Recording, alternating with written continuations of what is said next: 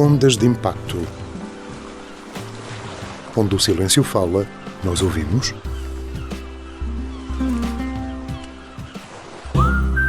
Juntos vivemos felizes para sempre com inclusão e igualdade. Intermarché Valdepedras. Viver bem ao melhor preço. Olá, viva e bem-vindos a mais um Ondas de Impacto.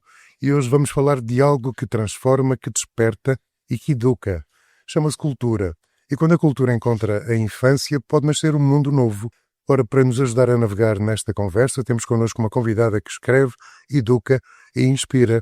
Ela chama-se Gabriela Pacheco, é licenciada em Ciências da Educação, formação da direção hoteleira, interessam-nos pessoas multifacetadas, escreve artigos, participa em sessões de escrita criativa nas escolas e é autora do livro que eu conhecia, O Arco da Íris. Há um outro, falaremos disso mais adiante. Ora, O Arco da Íris, é um livro onde a infância e a arte dão as mãos. Olá, Gabriela, e obrigado por teres vindo. Obrigada eu pelo convite. Então vamos a isto. Vamos a isto. Gabriela, tu passaste da educação para a hotelaria e depois mergulhaste na escrita. O que é que te levou a voltar sempre ao universo das crianças e da educação? Eu estive sempre no universo da educação. Mesmo dentro da hotelaria, como se diz, a minha função, ou aquilo que eu fazia, era dentro da área de desenvolvimento humano, portanto, dentro da área da formação e da área de acolhimento de estágios, portanto, educação e formação, de acompanhamento, de políticas para colaboradores, digamos assim, portanto, dentro da área dos recursos humanos. E em paralelo ministrava, portanto, formações também, sempre fui formadora, por isso eu nunca deixei a área da educação.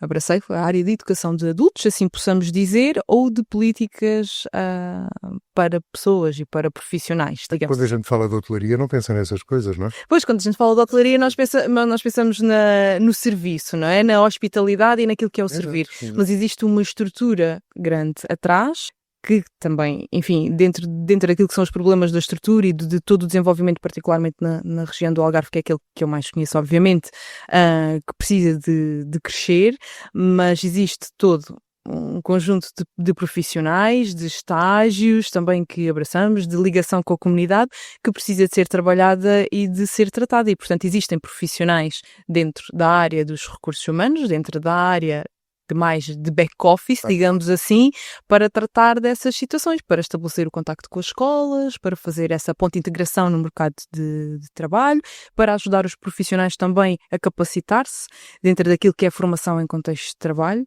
dentro das suas áreas e, portanto, existem profissionais que tratam da parte do desenvolvimento e da formação. Coisa que já abandonaste, a hotelaria. Neste momento não estou a trabalhar no ramo da hotelaria, não. Uhum. Tu falas muito sobre o poder transformador da infância. Sim. Mas em que medida é que as coisas estão preparadas ou não para usar a arte como ferramenta de inclusão? Não estão. Okay. E por não estão, isto é logo assim, o não Sim. estão parece que desconsidera tudo aquilo que é feito de bom ou todo o caminho que já existe de bom nesse sentido. Mas é curto, não é? Exatamente. O não estão é não ser ainda um eixo prioritário, altamente visível e notório para todos. Portanto, é insuficiente e é por isso que eu digo que não estão. Nós só sabemos que algo está quando realmente é claro para todos a existência de algo. Uhum. E isso, no meu entendimento, não acontece. Portanto, a infância, obviamente, partimos enquanto seres humanos, portanto, passamos pela infância em primeiro lugar. Portanto, a dignidade humana começa logo desde então. Devia começar. E devia começar desde Okay. então. Portanto, é garantir os direitos humanos, não é? Uhum. E começam na infância, o acesso aos direitos humanos. E o acesso àquilo que deveriam ser os bens essenciais. Uhum. A cultura é um veículo, uma ferramenta por excelência para que isso ocorra. Para que ocorra coesão social, Uhum. para que ocorra igualdade de oportunidades, para que ocorra uma educação capaz, para que tudo isso que é fundamental numa consciência coletiva, no humanismo, seja disseminado de forma mais alargada. Quando nós falamos dos sonhos das crianças, fazendo aqui uma ponte, não é? Tendemos ao romantismo, portanto é uma coisa muito bonita falar dos sonhos das crianças e perguntar às crianças o que é que tu queres ser quando fores grande. Estamos a falar nisto de crianças, obviamente, que têm acesso ao mínimo. Há algumas que nem sequer têm possibilidade de sonhar, não é? E neste momento nós sabemos disso. morrem crianças porque vão buscar comida. Precisamente. Isto e humanismo são coisas assim, um bocado complicadas. Exatamente. Nós estamos a falar que quando nós fazemos a uma criança a pergunta o que é que queres ser quando fores grande, estamos a falar já de crianças que podemos, se formos pessoas atentas que assistem a notícias e àquilo que se passa no mundo, que já estamos a falar de crianças no lugar do privilégio. Sim, não é? claro. E nestas crianças do lugar do privilégio, não é? Vamos partir daqui que têm um mínimo, pelo menos, assegurado que é a segurança. E quando perguntamos o que é que queres ser quando fores grande, é sempre na ótica do sonho. É muito giro as respostas que as crianças nos dão. Mas existe o terreno para depois que os sonhos dessas crianças floresçam. Se a criança diz que quer ser astronauta, se a criança diz que quer ser médica, se a criança diz que quer ser professor, se a criança diz que quer ser cientista, ou outras profissões que a criança nem sequer tem acesso, nem sequer sabe que existem. Nem tem ideia. Nem tem ideia de. Papá nenhum diz que um dia, quando cresceres, vais ser canalizador, vais para as obras. Ninguém diz isto. Pois. Não é? De modo que as crianças são todas ou o Ronaldo, ou o primo do Ronaldo, ou o astronauta, ou... não é? Não achas que isso é alimentar sonhos assim um bocado à toa? O alimento aos sonhos, o facto da criança ambicionar ser algo que tem como referência, parece-me bonito e parece-me representativo daquilo que a criança também ambiciona ser, não é? Que por norma ambiciona ser algo mais inacessível. Ou então algo que os papás não foram. Eu não sei se estou a perceber bem a pergunta. Está-se a falar daquilo que os pais incutem nos sonhos das próprias crianças ou naquilo que as crianças querem ser ou se sentem representadas ou aquilo que gostariam de ser? Ok. A minha opinião é que as crianças têm os sonhos que lhes proporcionam e às vezes não tem nada a ver a bota com a perdigota, não é? Daquilo que elas deveriam ser, projetam nos filhos sonhos. Agora, eles sozinhos sonham, isso é bonito. A questão é, quer para aquilo que os pais, entre aspas, possam incutir a nível do sonho, ou aquilo que as crianças queiram ser a nível do sonho, ou aquilo que elas poderiam sonhar e não sabem sequer que poderiam sonhar porque não têm acesso a esse contexto, existe contexto para que elas depois possam efetivamente sê-lo. Do que é que me adiantava, na infância, ter acesso aos livros e pensar que queria ser escritora?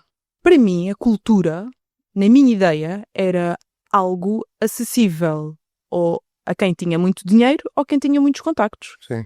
Por isso, o que é que me adiantava a mim sonhar com isso? Porque eu sabia que o objeto livro existia, eu via, porque tinha acesso a ele, felizmente, nesse lugar, não de muito privilégio, mas pelo menos de privilégio de acesso aos livros, eu tinha acesso aos livros, sabia que aquilo existia, sabia que existiam pessoas que faziam aquilo.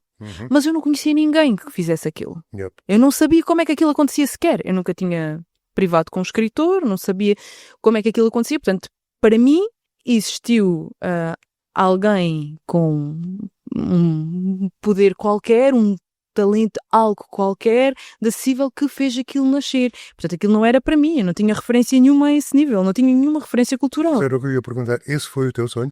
Ser escritora?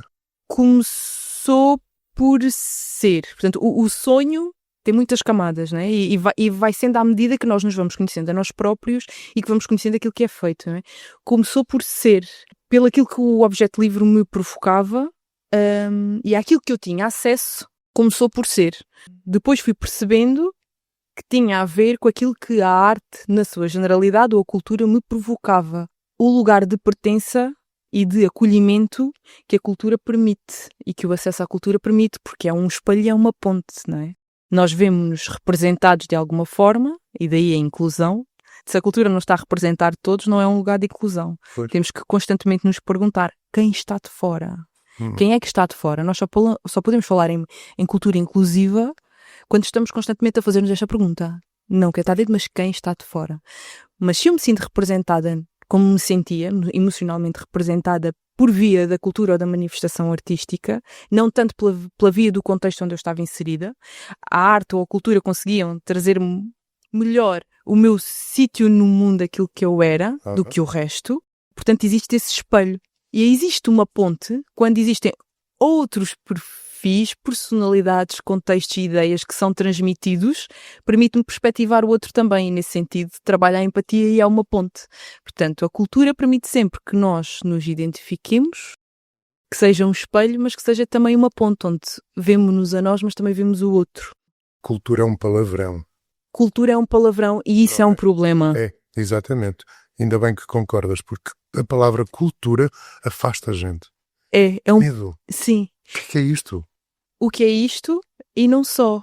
É banalizado ao ponto de não se perceber as coisinhas pequeninas que estão lá dentro e depois não se consegue perceber bem do que é que se está a falar. E cultura tem muita coisa, muitos caminhos, tem que ser bem desmistificada, tem muita política dentro. Sabes o que me parece? Exatamente, bateste no sítio. Política, eu não percebo nada de política. Nós fazemos política quando dormimos, quando acordamos, quando vamos trabalhar. Precisamente. Política não me interessa, eu não percebo nada. Pois, andas aí nas políticas. Yeah. Tudo é política, não é? Agora, isto também são frases enormes. Tudo é política, ok. Cultura, ok. Yeah. E cultura é um bem essencial, ok. Mas depois como é que isto se desmonta tudo e se traz isto para a prática? Só no IKEA. Não é? Desmonta-se e monta-se. E é preciso fazê-lo. É a mesma coisa que chegar ao pé de um agente político, ou do município, ou de quem está no poder local, e dizer a cultura não está a ser desenvolvida, a cultura não está a ser trabalhada convenientemente, a cultura não é um eixo prioritário, é uma nota de rodapé, nós não temos cultura para transformar, nós temos cultura para decorar. E dizer isto a alguém que trabalha, mas que não é da área, fica muito ofendido com isto. Mas fazem-se coisas, como é só para criticar, como é que se diz que não há, porque se fazem coisas. E a cultura também tem este problema. O facto de se tentar que seja acessível, mesmo a nível de linguagem e de tudo mais, faz com que todos nós sejamos especialistas num grande palavrão onde todos nós não somos especialistas nisto. Eu não sei de tudo, todas as áreas. Eu não sou nutricionista, eu não sou psicóloga, eu não sou treinadora desportiva, eu não sou médica. Portanto, há uma data de coisas sobre estas áreas que eu não sei. Logo, tem que existir um bocadinho mais de humildade quando se fala em cultura e em perceber que há pessoas que estudam, que se formam em cultura e que trabalham a cultura, que têm noções históricas, sociais, psicológicas até, têm todas essas noções de sociologia para poder fazer uma análise do passado, do presente e do futuro e daquilo que impacta e da forma como a cultura é violentemente atacada quando existe um fosso que não é trabalhado, é daquilo que se falava da coesão social, quando existe um fosso, uma lacuna na cultura como eixo não prioritário, vai existir um fosso na coesão social. E uma perda de identidade coletiva é um terreno muito fértil para coisas muito más. E, portanto, quando nós falamos em cultura e em políticas públicas, nós temos que ter a humildade de perceber que há quem que se dedique academicamente a perceber o que é que isto impacta no todo e na sociedade, e a nível de coesão social, a nível do humanismo e a nível da construção de identidade individual e coletiva.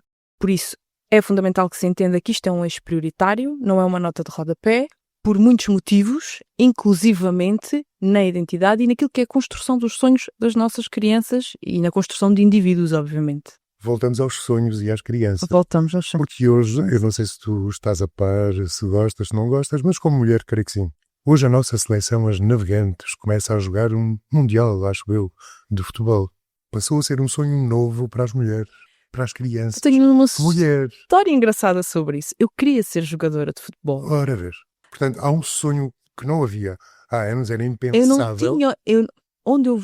aliás, a minha frustração, a minha mãe conta isso com alguma regularidade, que eu ficava muito chateada à casa, pronto, além dos ténis que ela me tinha que comprar, porque aquilo, pronto, pois. Enfim, estavam sempre muito mal estimados, pelo facto de não existir onde eu pudesse treinar ou desenvolver um gosto que eu tinha adquirido na escola e com os meus pares, que era o futebol, e eu não ter onde fazê-lo. Portanto, os rapazes iam treinar futebol, eu não tinha, porque não existiam na altura meninas suficientes.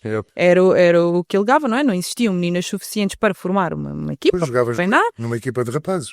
Eu não tive contexto, não tinha nem representação, a identificação, portanto não existiam referências para, e portanto nunca consegui ir atrás, passou a ser, era um gostozinho, era um hobby, e não é? Provavelmente se o tivesses, papai e mamãe diriam não senhor, porque não havia, não é? Eles não queriam que tu fosses para um caminho que não existe. Se calhar, jogadora de futebol, que horror, vais ser apresentadora de televisão, modelo, por aí fora. Isso não acredito. Se existisse localmente Mas a não associação, existia, é nesse contexto. exatamente, se existisse, os meus pais tinham, a não ser que economicamente para eles não fosse viável, ou que representasse deslocações e coisas por aí além que economicamente não desse mesmo para suportar os sonhos das crianças, que este é um problema, o acesso económico a determinado tipo de atividades, não é? Um pobre não acorda e não vai ser piloto de Fórmula 1. E repara, a coisa é tão complicada. Neste momento há tanto miúdo que não quer ser o Ronaldo, mas que o pai quer que seja o Ronaldo, que neste momento, nos jogos de crianças, quem faz as porcarias são os papás, que vão bater no árbitro, que assobiam, que estão a dizer asneiras o tempo todo. Porque o filho, caramba, e dizia aqui um amigo no outro dia, ele chega a casa em vez de perguntarem, divertiste? Não é? Portanto, há sonhos que neste momento são enfiados à martelada na cabeça dos miúdos e coitados. Alguns deles não têm mesmo nada a ver com aquilo. Sim. O facto dos pais projetarem nas crianças aquilo que gostariam de ter sido, ou o facto de ter uma criança troféu para mostrar que correspondeu exatamente àquilo, e a referência ser o futebol, demonstra também que, provavelmente, aqueles pais, talvez como nós, como eu, foram vítimas de um sistema e de uma anomalia estrutural que existe. Sim. Portanto, provavelmente a educação também lhes falhou, provavelmente a cultura também lhes falhou, provavelmente a percepção do outro também lhes falhou. Porque alguém que vai a um sítio e ofende outros pais, outras crianças que estão a jogar contra o filho, treinadores, árbitros, significa que aquilo que é a empatia ou aquilo que é a percepção até do que está a acontecer do nós, da minha bolha neste momento e do mundo, está deturpada de alguma forma e não é consciente ou racional sequer. Portanto, eu não posso considerar que exista também por parte daqueles pais muito acesso a muita coisa. E se calhar vivemos uma altura onde conseguimos perceber que as anomalias estruturais ou aquilo que não exigimos durante muito tempo, somos todos vítimas da mesma coisa. Mesmo o poder político, que muitas das vezes é demonizado, digamos assim, porque se entende, lá está, se olha o outro, temos esta perspectiva de entender e de olhar o outro como devendo ser óbvio algumas coisas, e obviamente que aquilo que é alguém que está numa posição de decisão, nós temos que fazer a exigência, e não é igual um decisor que pode mexer com uma data de vidas, não ter consciência de algumas coisas, não pode ser equiparada a eu não ter consciência de algumas coisas. Claro. A minha vida não influencia assim, eu não tenho poder de decisão sobre a vida dos outros. Portanto, é natural que nós exijamos mais. Mas qual é que é o histórico daquela pessoa, onde é que cresceu, como é que se formou e em que medida é que o próprio sistema onde ela está também lhe falhou. Porque isto na área cultural nota-se muito quando se fala. Eles não sabem. É quase tão triste ver pessoas que estão nos mais altos sítios, entre aspas, com pessoas mais poderosas e empresários com mais capital e em sítios e locais inacessíveis ao comum mortal, e depois, numa conversa simples sobre consciência, pensamento crítico, área cultural, educativa, sobre aquilo que é inclusivamente as lacunas nisto e como se reflete a nível político e de mudanças e de ondas completamente irracionais, e estarem num sítio que parece que estamos a falar com crianças sobre a temática. Parece. E isto, como é que uma pessoa que sabe tanto de uma outra área qualquer, com tanto acesso, com tanto mundo, depois apresenta uma lacuna a nível de discurso sobre isto? E é transversal. Eu conheci um senhor há uns anos atrás que me disse assim: Gabriela, desista, não vai falar com nenhum político ao qual vá sair de lá bem impressionada, com a ideia de que tem uma consciência e um sentido transversal, pluridimensional, do que é que isto significa e do que é que estamos a falar, que não lhe vá saber a pouco sim. E é muito difícil encontrar. Já conheceste algum? Não. Existem uns mais sensíveis, Sim, que são agulhas em palheiros Já e que depois são absorvidos e esmigalhados pelos restantes, porque se é esvaziado o pote do financiamento, se é esvaziado o poder de decisão, se é esvaziado aquilo que se pode fazer, como é que se faz? Por muito boa vontade que alguns, os muito poucos, possam ter. Portanto, sim, quando nós falamos em educação cultural e em educação, nós falamos em educação de forma generalizada, particularmente ao poder político, que necessita também de ser muito sensibilizado e conversar, e explicar e levar, e isso demora tempo. Formar uma geração demora tempo. E a geração política e os políticos precisam, de facto, de ser formados e de ser educados. E quem trabalha a cultura tem que não só apoquentar-se com essas coisas, mas ter esta perspectiva de que estamos a formar também gente que não foi formada a este nível. Com 1% para a cultura. Como é que se muda isso? Pois, quer dizer, sei lá, em vez de comprar-nos andorinhas que andam a fazer cocó e por cima das casas e isso, comprávamos umas coisas mais úteis. Porque é impressionante, quer dizer, estamos a falar de cultura 1%, era onde deveria começar tudo. E eu bato sempre na mesma na escola. Na escola. Onde deve começar tudo. Sim. Mas neste momento deve ser tão difícil ser professor, principalmente na instrução primária. Não sei, se calhar tenho uma percepção errada. Quantas línguas tens dentro de uma sala de aula? Quantas formas de viver diferentes tens dentro de uma sala de aula? O que é que passa? O que é que eles apanham? Quem é que apanha e porquê? Caramba, eu acho tão estranho. Acho que neste momento essas senhoras e esses senhores deviam ser pais a peso de ouro para fazer o que estão a fazer. Exatamente. Mas há a ideia, quem não tem a noção, e devia de existir até, assim como se faz nas empresas, que é mover o colaborador ou a pessoa do seu departamento para outro departamento, Exato. para fazer outro tipo de trabalhos, que é para sentir as dores, entre aspas, os desafios do colega, para não romantizar a profissão do outro. Nas escolas, toda a gente devia ter a possibilidade de ser educador por um dia. Aliás, deviam ter até a percepção, muitas das vezes, e vê-se, não é, nas férias, com os próprios filhos, têm 1, 2 filhos, e durante um dia ou 2 ou uma semana com eles, aquilo, não é, dizem, já nunca mais a escola começa, etc, etc. Imaginemos 20 e tal numa sala. Pois.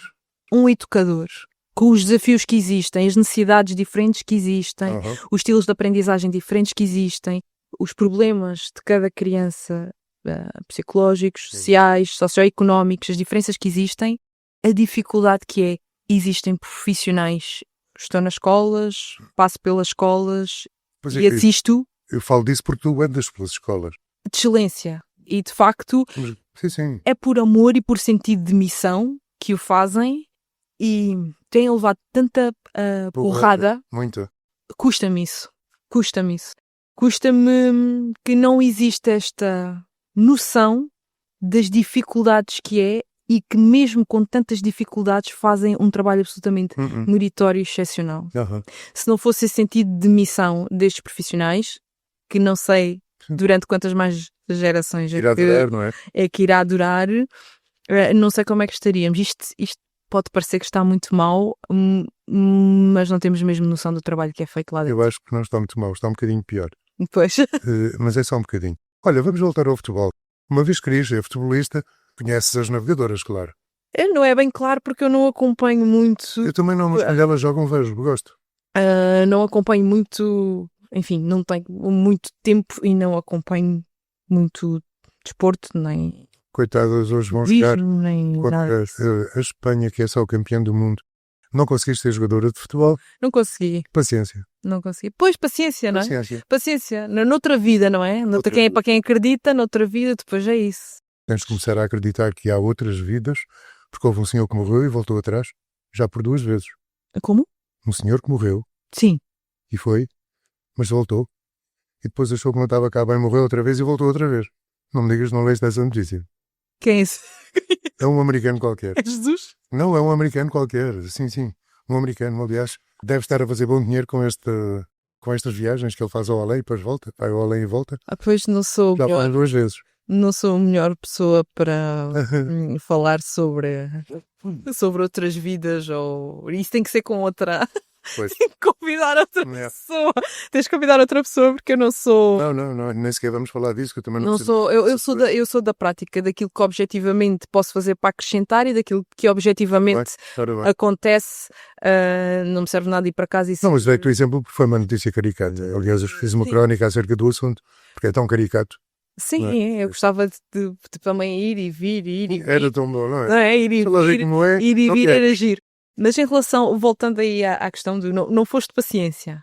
É para evitar que o não foste paciência. Há muitas outras coisas que os projetos que se tenta fazer, inclusive o Arco da Iris, e dentro do projeto do Arco da Iris, que é levar essas experiências às escolas e aquilo que se faz, aquilo que existe, pelo menos o que existe, não é? Pode existir muita coisa que não existe, mas existe muita coisa que existe, não é? Sim. Não sei se me Sim, não sim. sei, não sei se me fiz entender. E sobre aquilo que não existe, vamos trabalhar. É uma luta. Não. Ok, não existe, vamos trabalhar, vamos tentar trazer à consciência. Aquilo que existe, e que existe até muito bem feito ou com uma base que pode ser muito potenciada. Ok, então vamos ajudar isto a crescer, depois vamos agregar.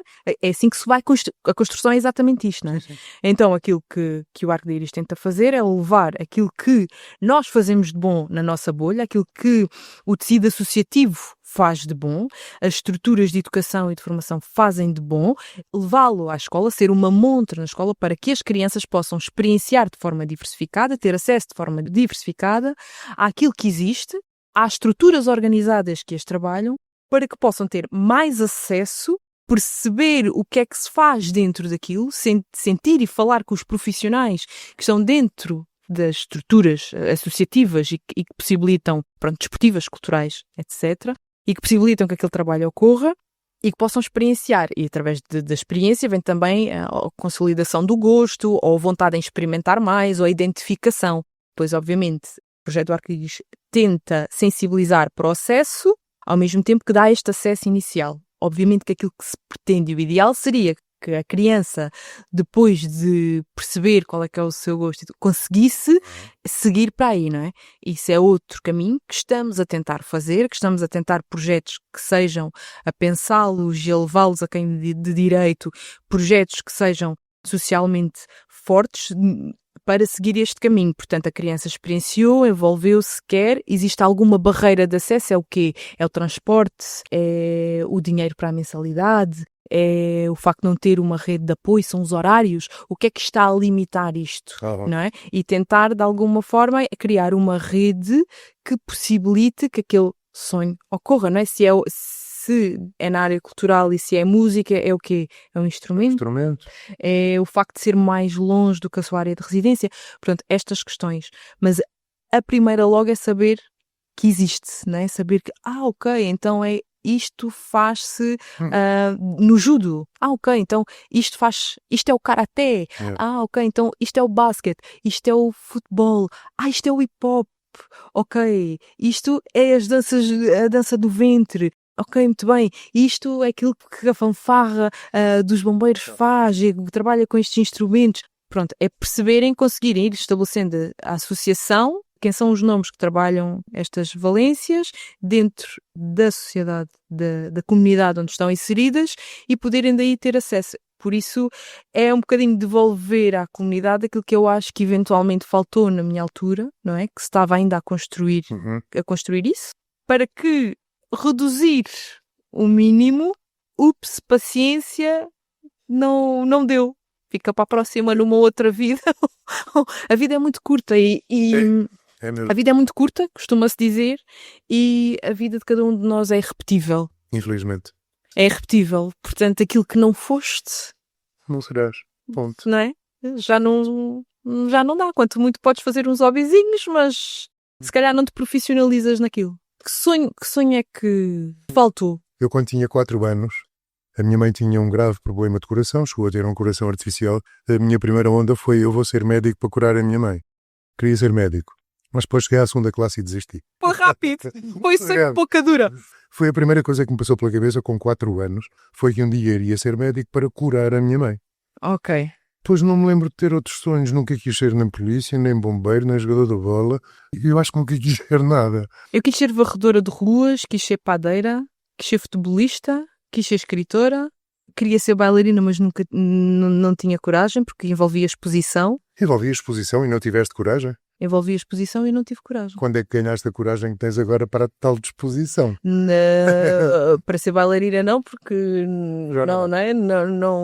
Não daria. Mas para estar aqui a falar contigo, Não. por exemplo, Para a vida que tu tens uma vida charmosa. eu tenho uma vida Tens. É a única coisa. É o que se vê nas tuas polingrafias. amorosa. O que é uma vida charmosa? Portanto, fala-me sobre isso. Sei lá, é a minha percepção quando vejo uma fotografia tua. E a primeira vez que vi uma fotografia tua e soube que eras escritora, Sim. estavas sentada, com as pernas cruzadas e um livro no meio das pernas. E eu disse, olha que maravilha, é assim que se deve apresentar um livro, só pode. Uma mulher bonita, pernas traçadas e um livro no meio das pernas. Porquê? Não sei, a fotografia é tua, tu é que sabes. Eu achei ter piada. Porquê? Foi quando eu te conheci. Por estar sentada, de pernas cruzadas e ter um A livro. apresentar um livro. Yeah. Ninguém apresenta um livro assim, Gabriela. Não, como é que é? Com É. um molho de flores assim, um cabelo curtinho assim, uma coisa até aqui, que é para as mulheres, portanto, validarem aquilo e para que os homens não nos sexualizem, para que possamos efetivamente ser consideradas inteligentes. É por isso? Não.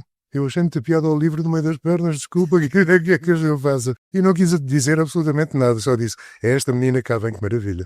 É verdade. Foi o que eu disse. Mas achei piada porque ninguém apresenta um livro daquela maneira. E aquela maneira, para mim, é uma maneira porreira de apresentar um livro. É tipo conversa de café. Escusamos estar a fazer o meu livro e tal, e coisa, aquela coisa muito séria. Não, eu acho que foi... Olha, fiquei a gostar de ti. Como é que lemos na infância? Sentados no chão, com livros, a explorar. Deitados no chão, com a mão assim. Com os livros, não é? Mas portanto, o escritor, particularmente também pelo, lá está, a não democratização, o não acesso e o patamar de alguns sítios, não é? O escritor era aquela presunção de intelectualidade que eu acho que só repele e afasta, na minha opinião. E não é nada disso. Para já, um escritor, tal como outra área qualquer, sozinho, se calhar é praticamente inexistente, exatamente, e acho que porque é necessário uma estrutura toda atrás, tal como um cantor, ou tal como uma banda, ou tal como uma equipa de futebol, independentemente do talento ou da competência que possa ter de forma individual. Mas esse pedestal onde se coloca determinadas coisas, e a cultura deve ser um chão onde todos pisam e não um palco só para alguns. E essa coisa de querermos todos ser muito ouvados e muito deuses, se calhar não se aplica muito bem, porque não que eu concorde com a forma como atualmente se conseguem escrever e editar livros e meter livros cá para fora que não obedeçam a critérios de qualidade mínimos, como a revisão literária. Neste momento é possível, eu, se quiser escrever qualquer coisa e meter cá fora que não obedeça a uma revisão literária por parte de um profissional, eu posso fazê-lo. Maravilha. Não é? E não deveria ser, devia ter o mínimo. Isto é uma ideia que eu tenho, não sei se concordas. Nunca se escreveu tanto. Nunca se leu tão pouco. Mentira. Acha? Vou discordar, tenho a certeza. Está-se a ler mais? Os estudos indicam que nunca se venderam tantos livros como agora e nunca se leu tanto como agora. Pode-se discutir ou não, isso é uma questão de discussão, a qualidade daquilo que se consome. Sim. Mas nunca se... E os jovens nunca leram tanto ou consumiram tantos livros como agora. Acho que andam a consumir coisas erradas, mas isso é a minha ideia. Podemos é não estar a formar espíritos críticos suficientemente fortes. Todavia, eu sinto-me no dever de defender a juventude atual, porque não me parece que as gerações anteriores tenham deixado um sítio muito confortável para os jovens atualmente. Eles estão num fosso que herdaram. Onde os colocaram. Eles estão num fosso que herdaram. Exato. E que herdaram por gerações anteriores, ao que parece também muito mal construídas. Ora bem. Olhar para a juventude agora e dizer que os jovens de... Esta conversa que também repele... Os jovens de hoje são uma seca. Podemos, quanto muito, dizer as lacunas e aquilo que deixamos de herança está a criar ou está a aproveitar da formação de identidade neste momento dos jovens para instalar uma coisa muito perigosa, que é instalada pelos crescidos. Não é instalada pelos jovens. Ora bem. Nós temos jovens com competências, com sentido de conversa e espírito crítico maravilhosos. Eu tenho conversas com jovens do secundário que eu não consigo ter com o adulto da minha geração. Sim. Mesmo a nível político, atenção. Por isso, se as massas, se alguém está, as ideias que são massificadas estão a aproveitar-se do fosso que gerações anteriores deixaram para proliferar, não é culpa dos jovens. Claro que não. Não é culpa dos jovens. E culpar os que estão cá há menos tempo, nem sequer me parece muito... É feio. É feio. É feio. É feio. Olha, Gabriela, estava na altura de falarmos deste cafezinho que eu te quero oferecer, está bem? Está bem. E falar-te deste café é falar-te da Apex e de um projeto da Apex que se Bom. chama One Bean. O One Bean é um projeto que nos aquece o coração e que nos mostra como a inclusão também pode ser saborosa. Sob a orientação dedicada da Celnet e da Milene, nasce uma iniciativa que junta o mundo do café e dessas bolachinhas que aí estão com o mundo das oportunidades. E qual é a ideia? A ideia é que o One Bean consiga promover a empregabilidade de pessoas com deficiência. E para isso, há lá pessoas extraordinárias que fazem isso. O Ricardo, a Sandra, o Anderson e o Nuno mostram todos os dias que a excelência não tem rótulos.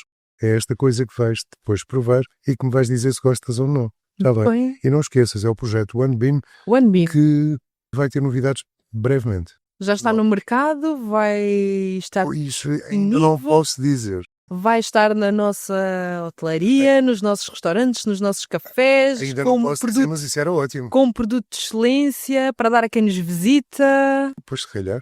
Se calhar é isso. Se calhar Vou é ficar muito atento a isso. Isso é muito bom. One Bean. Ok. Muito bem. Voltamos à conversa, Gabriela. Neste mundo maldito, vivemos tempos de mudanças rápidas. Estamos a sentir algumas com muita força. Este calor é um horror. Climáticas, ideológicas e sociais. Ponto. Qual é que achas que deve ser a resposta da cultura? A cultura foi sempre um lugar de reflexão e crítica, inclusive é política. Os tempos que se vivem agora, e eu noto isso, é como se a cultura está ao serviço da democracia, esteve sempre. Portanto, a democracia entende-se que existe liberdade de expressão, que existe um terreno onde possas explorar as diferentes ideias, as diferentes identidades e onde possamos ver-nos e rever-nos em diversos papéis. E continua a ser. Portanto, a revista portuguesa crítica a política, não é? Era fantástico. Deixou de ser, não é? Aliás, quase não há... Exatamente, mas revista. O teatro, a revista portuguesa, sempre foi crítica política. Naturalmente que a cultura continua a ser... Aquilo que sempre foi de crítica política. Portanto, se estão a emergir ou se existem novos partidos políticos, vão estar também sob escrutínio daquilo que é a cultura e sobre a sua crítica, tal como todos os outros, desde sempre. Existe uma ideia que está a ser disseminada como se a cultura estivesse ao serviço de alguém contra alguém. E eu quero recordar que a cultura foi sempre um sítio de escrutínio político. Sempre. Desde que eu sou miúdo e que leio livros, vou a manifestações culturais, teatro, lá está a revista que eu via na televisão. Não vias ao vivo? Crítica. Nunca foste ao Parque Meia? Eu vivia nas Ferreiras, não tinha sequer autocarros para Albufeira. Lá em Lisboa. Pois é, chato. Como é que eu ia? Quem é que me levava? Que agora já há 2 teatrinhos e um restaurante. Quem é que me levava? Nem aquilo era uma coisa fantástica. Primeira vez que eu fui ao teatro, estava no secundário e foi um professor que me levou. Ora? Foi o professor que me levou. Aquilo que consumia era aquilo que dava na televisão e depois aquilo que a escola permitia o acesso. Voltamos a falar novamente do acesso, da democratização e do facto da cultura não ser um chão igual para todos. Portanto, nos livros, nas músicas, de intervenção, na cultura que se fazia, sempre foi um sítio de crítica e de reflexão social, política, lá está, porque tudo é política, portanto, cada vez que refletimos, criticamos e trazemos e temos aquela coisinha de esmiuçar e trazer à consciência e de meter em cima da mesa, estamos a escrutinar qualquer coisa, não é? Claro. Portanto, agora não é diferente. E se achar que a cultura está ao serviço de alguém contra alguém, que existem os bons e os maus, é quem de facto não consumia a cultura antes e não percebia. Portanto, isto para explicar que se existem partidos ou linhas que estão a emergir agora, vão ser também escrutinados e alvo de reflexão por parte da cultura, como tudo aquilo que existe em sociedade, individual e coletiva, é objeto de escrutínio, de conversa e de trabalho daquilo que é a arte. Portanto, a arte é inquietação, a cultura é inquietação. Portanto, é certo de que, pela sua natureza, a cultura está ao serviço da democracia. Democracia é essa que quem a faz acontecer dentro do poder político a tem negligenciado, inclusivamente. Mas ainda assim, Muito cultura está ao seu serviço. E quem está no poder local esqueceu-se que o exército da democracia, e entenda-se democracia como a igualdade de acesso, os bens essenciais para todos, está a ser um chavão também utilizado para reformular aquilo que é. Por isso, nós neste momento estamos a voltar ao básico. Nós precisamos explicar o que é que as palavras querem dizer. E a democracia é exatamente todos termos acesso a tudo, podermos participar nas decisões do todo, nas decisões coletivas, podermos decidir sobre as coisas democraticamente, podemos estar envolvidos e devemos estar envolvidos naquilo que são as decisões locais e nacionais sobre aquilo que queremos para a vida do todo. E, portanto, nesse sentido, pela sua gênese, obviamente que a cultura está ao serviço da democracia, criticando sempre e refletindo sempre sobre aquilo que existe dentro dela. E se dentro da democracia existem novos linhas, partidos, pensamentos, formas de estar, a cultura vai também falar sobre elas. Não existem intocáveis, nunca existiram dentro da cultura. A cultura é o espaço, a arte é o espaço para a exploração. Da mesma forma que se eu quiser explorar a minha força ou a agressividade, eu posso ir para desportos onde eu consigo fazer. E dentro daqueles limites, eu não olho para o boxe ou para outro tipo qualquer e vejo alguém a dar um murro em alguém e os tipos ficam com sangue e saem tudo mais. Estão ali dentro de um contexto controlado, à partida por vontade de ambos, não é? Onde existe uma estrutura de apoio onde vão fazer aquilo.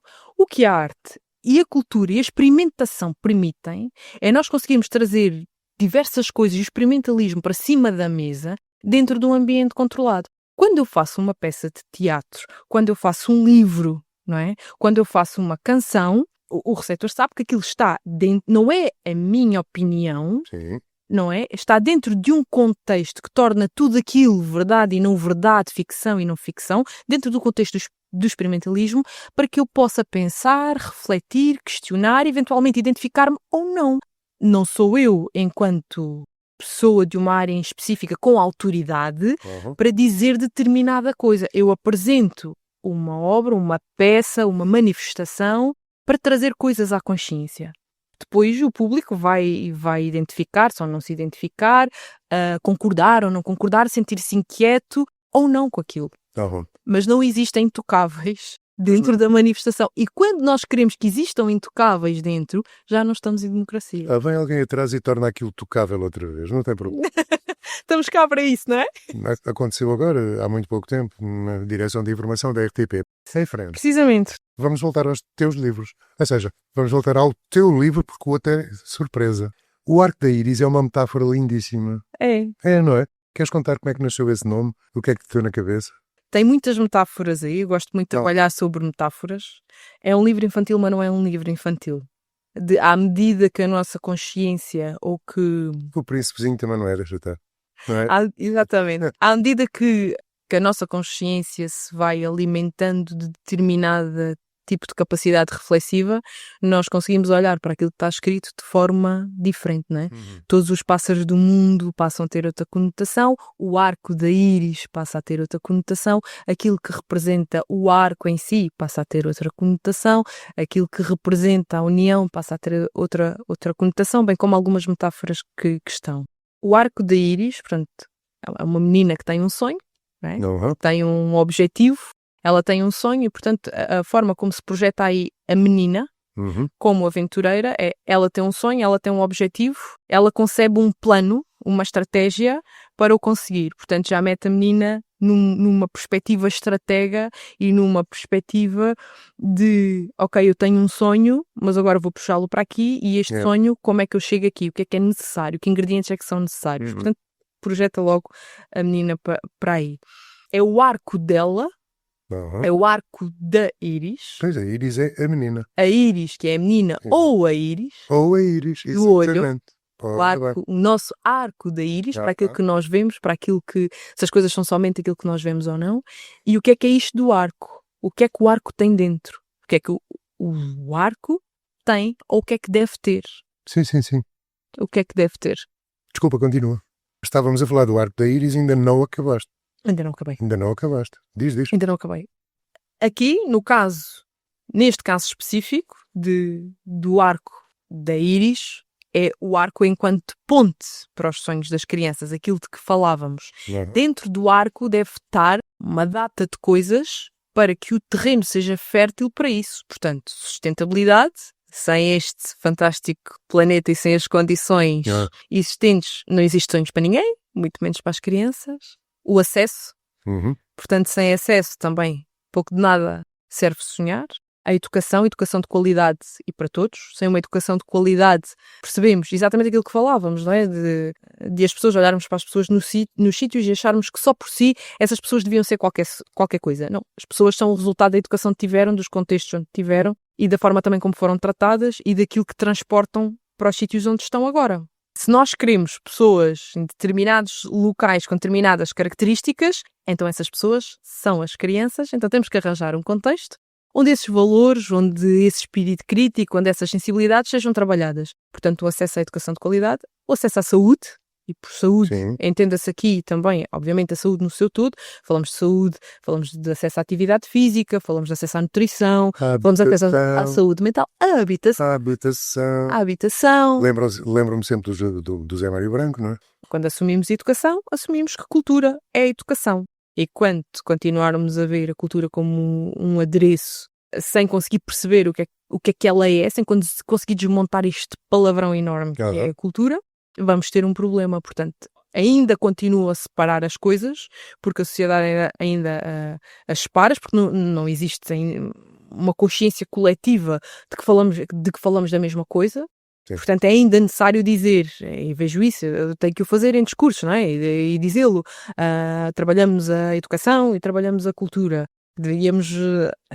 Não devia ser separável, não é separável, não é? Não é. Da mesma forma, quando falamos em acesso, estas coisas também não são, ou quando falamos em bens essenciais, não deveria ser, mas obviamente que enquanto não existir uma consciência coletiva e enquanto não existir gostamos muito de nos comparar a outros países e sociedades mais desenvolvidas e tudo mais, mas não falamos de que, para nos compararmos a isso, temos também perceber como é que eles olham a educação e como é que eles olham a cultura e a manifestação artística. É totalmente diferente da nossa forma, portanto nós queremos o quê? Ter gente politizada da mesma forma? Não, queremos ter gente consciente da mesma forma? Evoluam, caramba! Não é? Temos que perceber o que é que está a falhar na nossa estrutura para não termos aquilo que ambicionamos ter. Essa é a parte mais difícil, não é? Implica chicotearmos-nos. Sim. Percebermos. Sim. Bate sacana que estás a fazer porcaria. Sim. Policiarmos a nós próprios. Exato. Não é? De que forma é que eu neste momento estou a ser reflexo somente da pequenez onde cresci?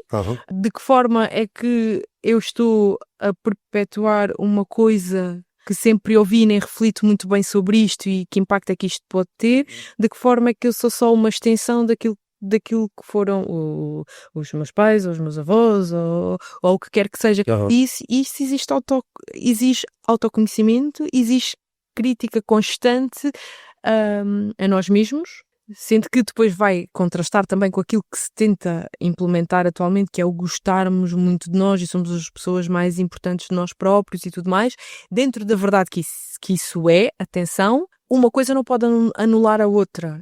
O eu saber que a minha identidade é tão importante como a identidade do outro, é exatamente isso, é esse patamar de igualdade. A minha identidade é tão importante como a identidade do outro, mas onde é que a minha identidade pode ser melhorada? O que é que eu estou a fazer de errado? O que é que eu faço bem, mas o que é que eu também faço de errado? E essa autoconsciência, de forma mais constante, é dolorosa. É um exercício muito doloroso de se fazer, não é? E dói, e custa, e naturalmente de vez em quando tendemos a fugir disso, mas é importante. Olha, Gabriela, falámos do arco da íris e lá voltas tu com mais uma metáfora. Vai sair por aí, posso dizer isto? Não posso? Podes. Vai sair por aí o novo livro da Gabriela Pacheco. Vai, pois. E lá vem mais uma metáfora. Meia laranja. Meia laranja. É assim que se vai chamar. É assim que se vai chamar. Meia laranja em Lisboa era um sítio estranhíssimo. Então? Que dava acesso ao Casal Ventoso. Pronto, eu já disse. Estranhíssimo. Mas meia laranja é metade de uma laranja. É metade de uma laranja?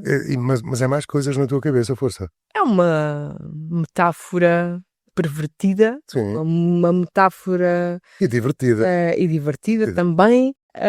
Meia laranja significa muita coisa. Pois. E aqui é um livro, é uma história que é passada em Albufeira, que tem também passada no antigamente. Portanto, a meia laranja aí tem que ver com laranjas, tem que ver com a meia laranja a metade e tem que ver com o sítio também onde a história se passou, que é na nossa Baixa, no Jardim da Meia Laranja. O ex-jardim. O ex-jardim. Portanto, não é só em Lisboa que existia uma meia laranja, o nosso tem uma conotação um bocadinho mais positiva Sim. do que essa, onde coisas muito bonitas se passaram nesse meia de laranja, onde é um local identitário e saudoso para muita gente.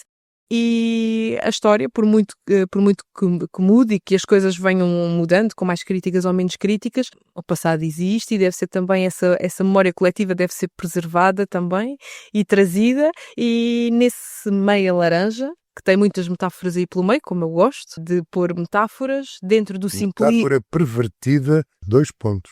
De encontro à incompletude. Não é falta, é forma. Exato. Preciso explicar? Precisa. Preciso Há gente do outro lado a pedir isso. a pedir para explicar. Meia laranja, além de todo o significado que tem dentro do livro, que são muitos, não é? É uma forma, a meia laranja é uma laranja, é o jardim e é também a metáfora pervertida, na ótica em que era uma metáfora bonita, romantizada, não é? A nossa metade, a nossa meia laranja, digamos assim, romantizada, e que depois, para tentar trazer à consciência, e eu percebo, e não estou a dizer, atenção, isso é um livro, atenção, não estou a dizer que o trazer isto à consciência não seja altamente necessário, que o é, de que existimos de forma individual e somos completos de forma individual, no sentido de tentar consciencializar para aquilo que são relações tóxicas. Pronto. Sim. E isso é um exercício altamente fundamental. Mas a metáfora em si, para uma relação não tóxica, para algo de bonito, não pode ser, ou não deveria ser desconstruído ao ponto de isto já não presta, não é? Para trazermos à consciência, não precisamos de retirar o belo. E o facto de existir passou a ser do encontro, não é? A incompletude, a metáfora passou de representar, ok, duas metades encontram-se, passou a ser uma metade é algo que é incompleto. E não é necessariamente assim, é algo que é bonito. Se eu dentro daquilo que sou, ou da metade que sou, porque somos todos, objetivamente, metades de um todo maior. Nós existimos sozinhos, existimos na nossa individualidade. Mas eu faço parte de um todo maior. Sim. Eu sou uma parte de um todo maior. Dentro da minha família, dentro do relacionamento onde estou, dentro da comunidade, dentro da sociedade, dentro do meu local de trabalho. Eu sou eu, com a minha identidade, mas eu careço de me ajustar também. Sim. Dentro daquilo que são relações saudáveis, não é? Obviamente. Mas eu sou uma parte de um todo maior. Portanto, eu sou uma forma que encaixa também no todo. Não pode ser tudo à minha maneira, tudo como eu quero, da forma que eu quero, em todos os contextos, porque assim mal existiria então lugar àquilo que são coisas que se calhar nós não gostamos tanto, que é a intolerância, querer anular o outro para que a minha forma sobressaia. E, portanto, o que tenta resgatar aí é a beleza da metáfora e da percepção de que é uma forma, não é uma questão de incompletude, é uma forma. A metade que é uma forma. A metade, por si, eu sou uma metade bem construída dentro da minha, que depois vai encaixar dentro dos sítios onde eu estou. Se eu estou aqui contigo... Eu sou testemunha, és uma metade bem construída. Bem construída. Se eu estou aqui contigo e estamos aqui a fazer isto, existe eu e existes tu. Pois, as duas metades para fazer uma coisa. As duas metades para fazer este podcast, não é? Por isso somos os dois necessários, somos duas formas necessárias para isto. Portanto, somos duas metades que existem, mas que precisaram de se encontrar. E o que isso significa é isso, é dentro daquilo que é o saudável, a beleza dessa metáfora e de que nós precisamos de entender, não é? Eu quero, eu posso, eu mando. Nós fazemos parte de um todo maior. E por isso... Deveria haver mais consciência disso. Por isso, se nós nos partirmos à metade, se calhar nós conseguimos entender que é mais simples ou que nós temos de estar mais disponíveis Só. para aquilo que somos encaixar noutra coisa qualquer, do que propriamente ser uma laranja, não é? Redonda, no caso, da meia laranja, que rebola por aí fora e que leva tudo à frente, não importado com aquilo que encontra pelo meio, porque existe sozinho. Eu tenho sempre problemas com laranjas, porque se a laranja encontrar o nosso amigo André, ele morre. Eu já estava a ter com medo que a nossa conversa sobre laranjas chegasse ali. Não, então. Assim, eu tenho que ir Mas olha, à partida, este é um meia laranja que podes consumir. Não te vai fazer mal, pelo contrário. Olha, vamos então acabar a história do meia laranja. Quando Vamos. é que este meia laranja vai ser apresentado? E onde? Prevê-se, tudo indica, que vai ser apresentado ainda este mês, no final do mês, no âmbito de um festival cultural que se fará aqui em Albufeira, pelo município. Portanto, tudo indica que vai acontecer, eu espero que sim, mas não posso afirmar com certeza porque ainda não existe mesmo comunicação. Tudo indica que sim, pelo menos estamos a conversar nesse sentido, que assim seja. E espero que tenha lugar a acontecer aqui, não é? Em Albufeira e dentro do espaço identitário. Provavelmente a biblioteca, não? Não será na biblioteca. O auditório da Câmara. Da Câmara. Também não será no auditório, será mesmo no espaço exterior, em princípio. Ótimo. Até porque Ótimo. isso é outra coisa. Ótimo. Fernando, tens paciência, diz-me genuinamente, tu tens paciência para estar em casa, num lindo dia, saíres da tua casa, ires a uma biblioteca, sentar-te a ouvir, portanto, uma mesa corrida com um ramo de flores que tapa o autor ou alguém que vai apresentar o autor até à cabeça. Exato. E existirem 3 ou 4 pessoas que estão na mesa a lamber as botas ao autor para dizer que ele é muito fixe e que aquilo é muito bom. Portanto, claramente foram chamados para lamber as botas ao autor e a seguir o autor está ali naquilo. A maioria deles, se for uma pessoa decente, até se sente incomodado com aquilo, porque, pronto, né? Sabe que aquelas pessoas estão ali a falar bem dele porque ninguém vai para ali para falar mal dele. Ora bem. Não é? Portanto, à partida, já vais convidar alguém para ir falar bem da tua obra ou de ti, goste ou não goste, e as pessoas estão ali a ouvir uma bajulação àquela pessoa Grande seca. para se sentirem depois estimuladas a consumir a tua obra. Portanto, basicamente, vou o quê? É como... eu vou ser má. Então sei lá, Parece que é para não ser eu. Faz-me lembrar aquelas demonstrações de aspiradores. Para ver se depois tu gostas muito para comprar.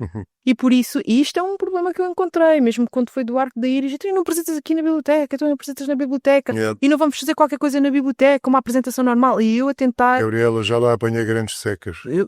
Grandes secas. E com meia laranja. E isto tem que se reinventar. Estou interessado em saber qual é a voltinha que pretendes dar a isso.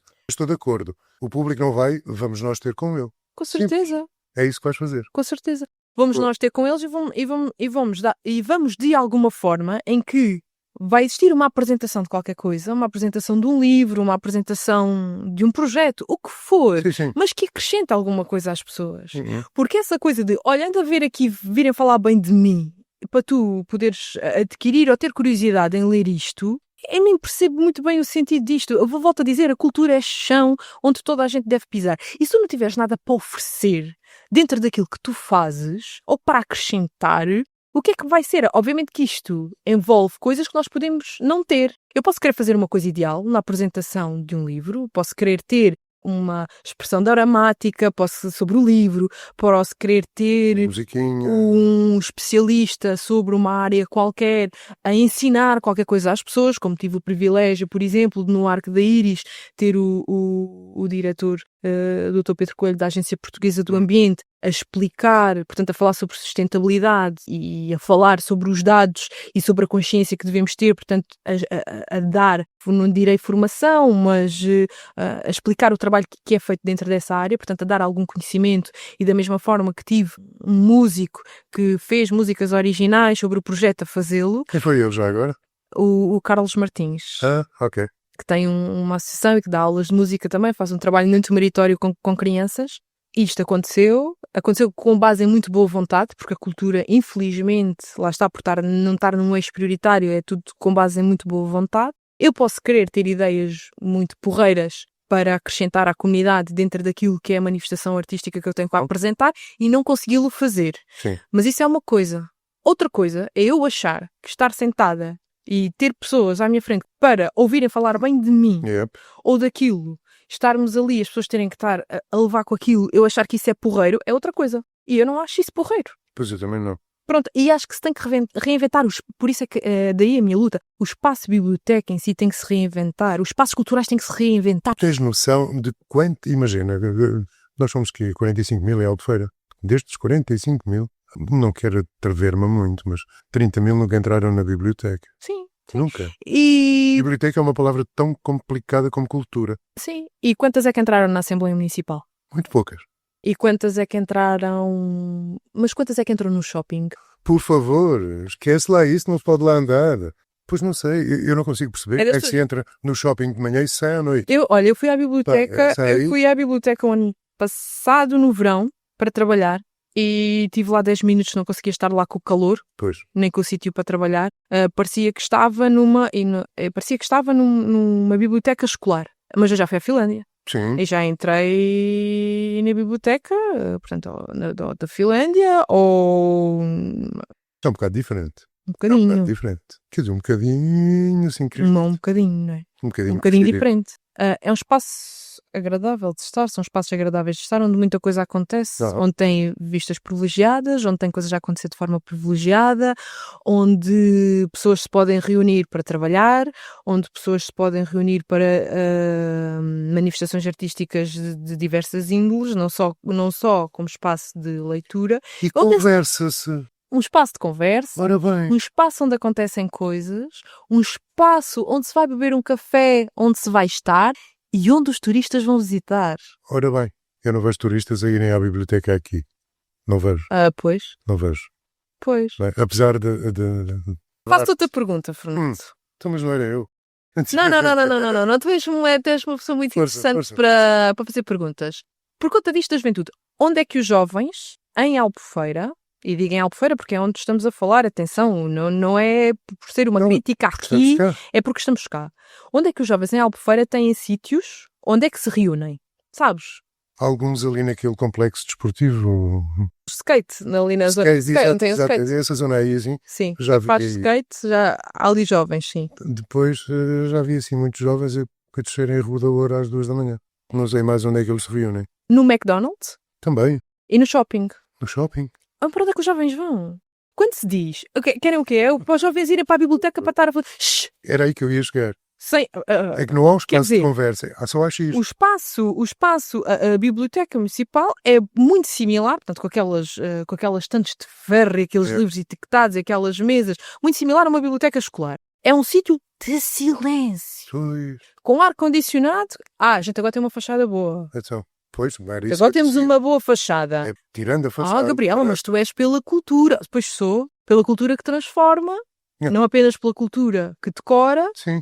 E lá está, a cultura como eixo prioritário. Nada contra a fachada, contra aquilo que falta na sua base. Ora bem, não é? Ora bem. E se calhar eu preferia aquela fachada num edifício que dignificasse aquela fachada. Aquela fachada. Não é? É isto. Portanto, os jovens vão para onde? Vão para esses sítios? Não, os jovens vão para o McDonald's porque é um sítio onde conseguem comprar um geladinho e estar lá sentados já de eterno e ninguém os manda embora. Se for para outro restaurante, eles não podem, não é?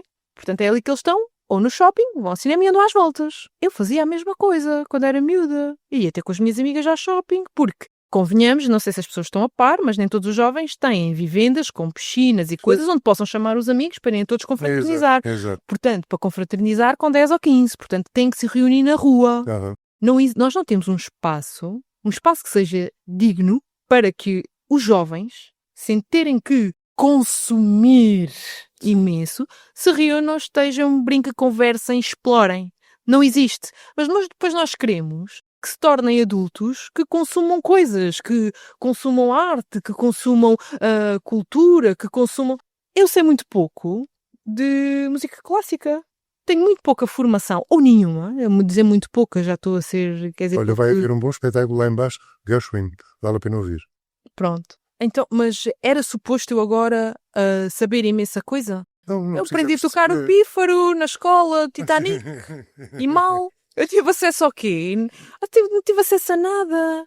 Quer-se dizer, nós temos que perceber onde é que nós falhamos. E, portanto, as bibliotecas bibliotecas têm uma conotação pesada. Eu Pesado. gosto de arte. Eu não vou à biblioteca. A esta não, pelo menos. A esta não, pelo menos. Portanto, nós precisamos de pensar nisso. No Porto há uma que vale a pena ir. Ah, pois. É. Lá está. O acesso à cultura é também, não só a nível de acesso a quem deveria consumir, não é? O ser o Claro. chão para todos, Claro. mas a nível da criação. E este eixo Porto-Lisboa, nós precisamos de descentralizar e precisamos de conhecer o nosso tecido para já local e perceber dentro dos territórios como é que se leva, como é que se permite acesso ao consumo e à criação. Por isso, sim, fazem falta espaços para todos. E as pessoas também vão para o shopping para todos. Quando se começaram a trabalhar os jardins, quando existe investimento em jardins, em estruturas, em parques infantis, em sítios de piqueniques, nós vemos pessoas nesses sítios. Portanto, quando nós dizemos as pessoas não querem, errado, não querem, pois se calhar eu também não quero coisas que eu não conheço. É tão bom conhecer coisas novas. Pois, exatamente. Não é? Exatamente. Portanto, Fernando, eu sou muito pelos jovens, pela defesa dos jovens e pela defesa da cultura e acho que... Eu também gostava acho que eles que se batessem por ela. dar porrada nos jovens sobre coisas que eles herdaram por conta de gente que não soube pensar Ora o bem. futuro deles é de uma injustiça atroz. Não, o que eu gostava era que eles fossem para a frente e à guerra. Que eles se imponham, caramba. Mas, Que eles se imponham. mas como? Impunham-se para o quê? Pá, dando umas chapadas no estão atrás, só pode, não. Só pode. De que forma é que te impuseste? Eras esse jovem? Sempre fui. Sempre vivi sozinho, desde pequenino. Conhecias muitos à tua volta que eram assim? Bem, eu vivi com 300 irmãos. 300 irmãos. Éramos 300 irmãos. Andávamos todos os dias à porrada. Era uma maravilha. Impunham-se assim à porrada. Jogávamos à bola, andávamos à porrada, íamos para a escola. Mas sempre tive a minha onda, porque toda a gente tinha pai e mãe. Ondas de impacto. E algumas foram impactantes. Impactantes. Mas eu cresci sozinho em colégios. Voltei a ter a minha mãe aos 12 anos. Já estava educado, já não precisava de ninguém que me educasse. Já não vou. Não, já estava educado. Ai. E de tal maneira que sei cozinhar, sei cozer umas calças, sei fazer uma bainha. Cozinhar já disse, né? Outra vez. Adoro cozinhar. Vamos repetir o cozinhar e esse. Cozinhar. Eu não preciso de ninguém para me fazer esse tipo de coisas. É uma meia laranja completa. Foi inerente ao meu crescimento, teve que ser assim. E foi tão bom. Há aqui uma data de malucos que dizem: "Ei, tu metes açúcar no café?" Pois meto. Mas eu não tive uma mamãe e um papá que me davam docinhos todos os dias quando eu era pequenino, não é? Portanto, eles agora não podem, porque já o consumiram. Está bem? Já gastaram os créditos. O açúcar é uma questão de créditos, né? Já gastaram os créditos. Pronto. Foi. A minha nutricionista diz que nunca devia existir créditos para isso. Pois eu Por isso também acho devia que não. tirar o açúcar do café. O Fernando é um Quem conceito. é nutricionista? A Eu minha, não. a minha. Ah, sim, Eu não consigo. isso é um problema da saúde dela, não é? Gabriela, Sim. tens algum autor ou autora que te inspire? A inspiração ou a forma como nós nos... Deixa-me então, eu na literatura também fico aflito. Se me perguntares quem é o meu herói da música, só tenho um. Chama-se David Bowie. Não tenho mais heróis na música. Pá, na literatura é muito complicado. Eu não te consigo dizer um, nem dois, nem Eu não três. tenho heróis em lado nenhum. Não, eu não digo herói. Alguém que te dá pica, que te deu pica. Obviamente, a influência, não é? Da influência, quando dizemos influência, o facto das coisas mexerem connosco e da identificação ocorrer, no meu caso, nunca foi pelo quem. Eu tenho muita dificuldade em memorização de nomes ou pessoas ou rostos. E para dar um exemplo, quando era miúda ouvia a Metallica e gostava daquilo. E metia aquilo a correr. Eu só soube que era Metallica, ou que eram os Metallica, e que aquilo que eu ouvia era uma coisa, muitos anos mais tarde, porque alguém me disse, cada vez que eu passo na tua janela, estás a ouvir Metallica. Eu estou a ouvir o quê? Estás a ouvir Metallica. Aquilo que tu estás a ouvir. Eu estou a ouvir música que apanhei e que gosto e que estou a ouvir. Então, mas não sabes quem são? Não. Isto para dizer que consumo muitos filmes, já vi muitas séries, livros igual, gosto de abrir livros e ler 2 ou 3 páginas e depois vou buscar, ou gosto de ouvir podcasts, ou gosto de ler um poema aqui e ali, ou abro e leio, mas não, o resto, o quem, não me fica. Se eventualmente me perguntares quem foi mais consistente e sei-te dizer porque a escola te dá isso, porque senão provavelmente também não teria ficado eventualmente na minha memória, poderei dizer o Fernando Pessoa pela sua escrita emocional, pela questão da identificação com a pluralidade de questões, de inquietações emocionais e de lugares onde, à exceção das histórias e de outras coisas mais práticas, na minha língua e na minha expressão, eu me sentia mais acolhida. Dentro daquilo que é as inquietações do eu, o ser a expressão ausente de histórias, não é? A ler o livro do Desassossego não há ali não há uma história, não é? Aqueles são textos, são textos que nos permitem vaguear e por isso eu sentia-me muito acolhida e compreendida dentro das minhas inquietações ou dúvidas e por isso eu sei-te dar essa referência. Agora, obviamente, quando o Jorge Amado ou mesmo aqui no caso a Lídia Jorge, o livro mais recente, o Misericórdia, que recordo-me porque foi um livro recente que estou a ler, ou mesmo outros livros, os livros de Sociologia ou de Psicologia que li, ou aqueles mais sobre hábitos de produtividade, ou hábitos sobre como nós operamos a nível de escolhas, livros mais técnicos, se assim o queiramos dizer, ou os poemas do António Aleixo, ou comédias que possamos ver, quer do Bruno Nogueira, por exemplo, ou de outros que sejam internacionais. Tudo isso... Vou-te provocar. Tudo isso constrói. Vou-te provocar. Ele tem o teu nome. Tinha. Meu amigo Luís Pacheco. Sabes que eu tenho um livro da biografia do Luís Pacheco para ler, só que aquilo tem umas letrinhas tão pequeninas. Tem um amigo meu, o Helder, um beijinho para o Helder, deu-me um livro no aniversário sobre o Luís Pacheco. Aquilo é enorme. Sim. É enorme. E eu ainda não li e tenho lá para ler. Mas ele foi enorme. Exato, tenho lá para ler. Aconselhas? Claro que eu aconselho. O meu amigo disse assim, tu tens que ler isto. Era um homem fantástico. Ele disse, tu tens de ler isto, este gajo, lê isto. Mas era um gajo fantástico. Tenho saudades dele. Acho que se ele estivesse cá hoje, Nossa Senhora, ninguém escapava. Vale a pena ler. Tenho lá assim. Que engraçado. Vês? Vale a pena.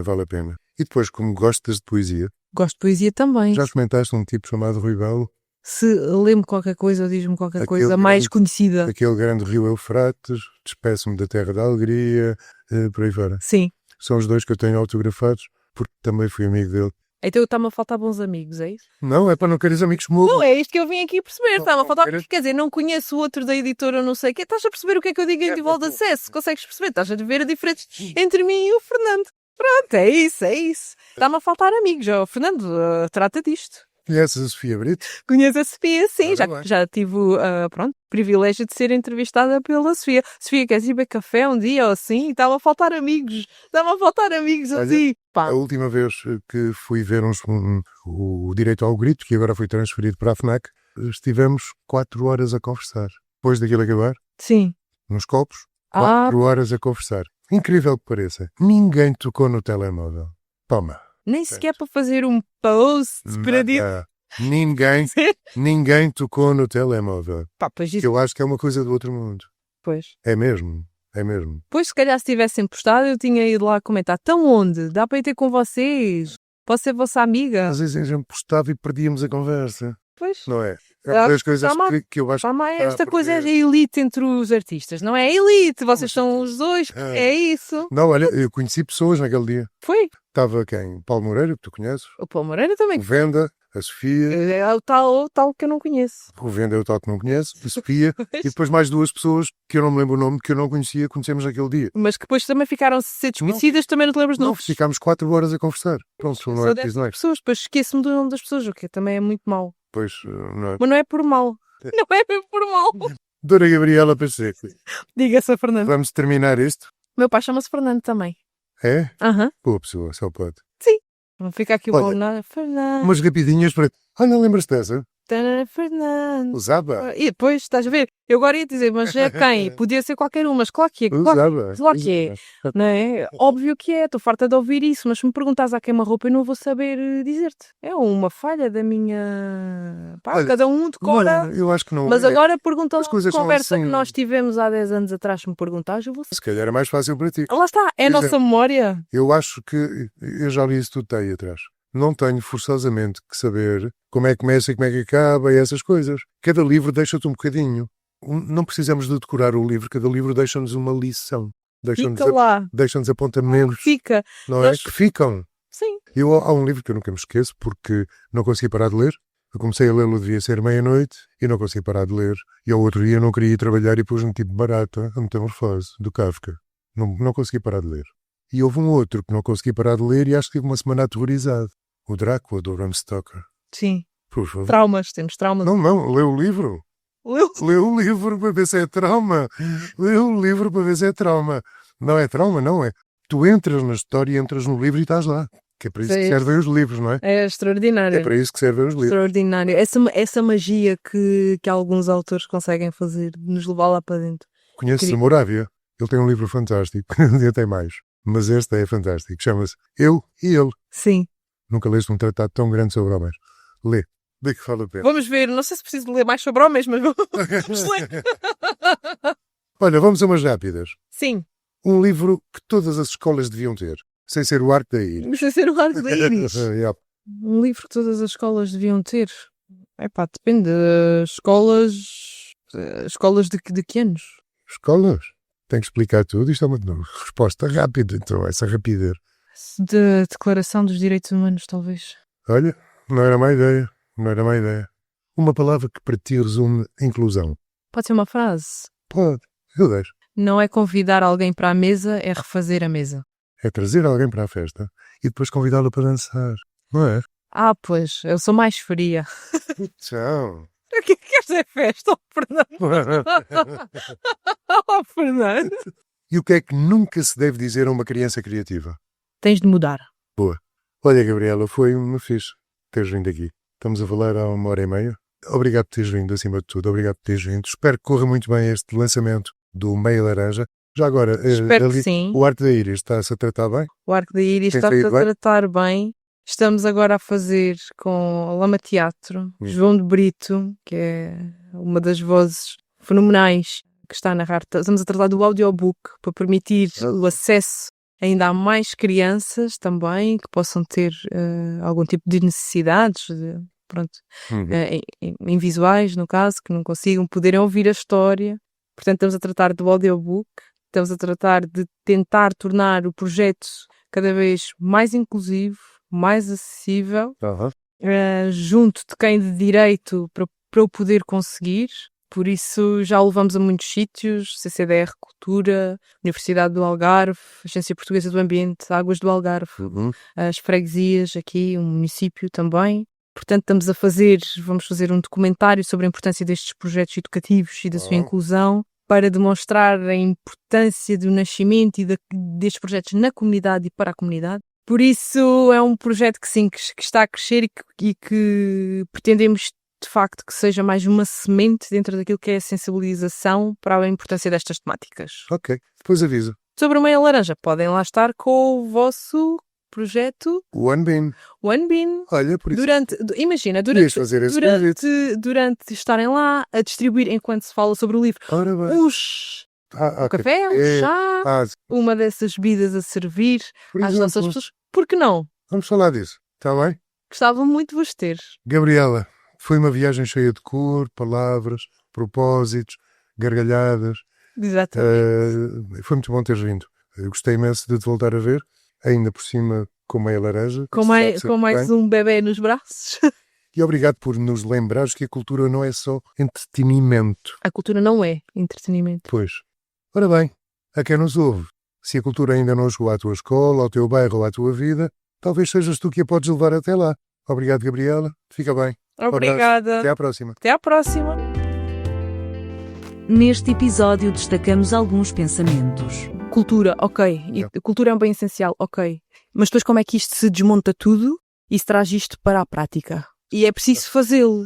é a mesma coisa que chegar ao pé de um agente político, ou do município, ou de quem está no poder local, e dizer a cultura não está a ser desenvolvida, a cultura não está a ser trabalhada convenientemente, a cultura não é um eixo prioritário, é uma nota de rodapé, nós não temos cultura para transformar, nós temos cultura para decorar. À medida que a nossa consciência se vai alimentando de determinada tipo de capacidade reflexiva, nós conseguimos olhar para aquilo que está escrito de forma diferente, não é? Todos os pássaros do mundo passam a ter outra conotação, o arco da íris passa a ter outra conotação, aquilo que representa o arco em si passa a ter outra conotação, aquilo que representa a união passa a ter outra conotação, bem como algumas metáforas que estão. Obrigado por nos acompanhar em mais um episódio de Ondas de Impacto.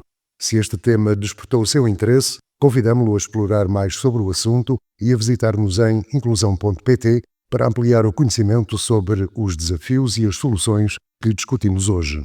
E se aprecia o nosso conteúdo, não se esqueça de subscrever Ondas de Impacto na sua plataforma de podcast favorita. Deixe também a sua avaliação, pois ela ajudar-nos-á a alcançar mais pessoas e a criar mais impacto. Voltamos em breve com novos temas e histórias inspiradoras. Até lá, continua a fazer parte desta onda de transformação. Ser cuidador é um ato de amor, mas quem cuida também precisa de apoio. O projeto WeCare da Apexa está aqui para ajudar. Capacite-se, fortaleça a sua rede de suporte e melhore a sua qualidade de vida, porque cuidar de si é o primeiro passo para cuidar de quem mais ama. Saiba mais em wecare.pt. Cuidadores também merecem cuidado.